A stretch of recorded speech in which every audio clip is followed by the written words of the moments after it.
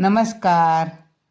आज आपण घरच्या घरी गुलकंद कसा बनवायचा सोप्या पद्धतीमध्ये तो बघतोय. ही बघा, ही मी गुलाबाची आता फुलं कट करून घेतली आहेत. आता मी काय करते, त्याचे देठ काढून टाकते आणि नुसत्या पाकळ्या घेते. हे बघा, अशा देठ काढून टाकायचे आणि पाकळ्या घ्यायचे. हे बघा, आता ह्या पाकळ्या एवढ्या झालेल्या आहेत. आणि आता ह्या सगळ्या पाकळ्या आपल्याला पाण्यामध्ये स्वच्छ धुवून घ्यायच्यात आणि टोपलीमध्ये निथळून सुती कपड्यावर छान सुकवायच्यात.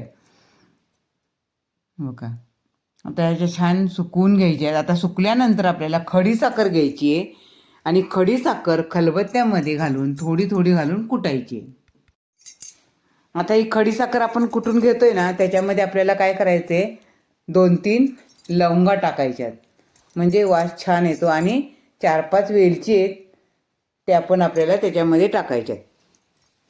हे बघा, आता ह्या वेलची आहेत त्या मी काय करते, सोलून साखरेतच टाकते, म्हणजे वास खूप सुंदर येतो गुलकंदाला. तुम्ही नक्की टाका, गुलकंद केलात कधी तर वेलची आणि लवंग. हे बघा, आता हे सगळं आपण कुटलेली साखर त्या पाकळ्यांवर घालायची आहे आणि हाताने मस्तपैकी छान चुरून चुरून ते पाकळ्यांमध्ये ती साखर आपल्याला मुरवायची आहे. गुलाबाच्या पाकळ्या आहेत त्या लवकर बारीक होतात, आपल्या हाताने चुरून घेतलं तर. जरा जोर लावून चुरल्या ना पाकळ्या, एकदम लवकर बारीक होतात आणि खूप छान गुलकंद तयार होतो. हे बघा कसं छान गुलकंद तयार झाला. आता हा गुलकंद तुम्ही आता बाटलीमध्ये भरून ठेवा. ह्याला पाण्याचा लवलेश नाही, एकदम छान टिकतो. तुम्हाला पानामध्ये टाकून खायचा असला किंवा रोज 1 चमचा खायचा असला, कशाही पद्धतीने खा.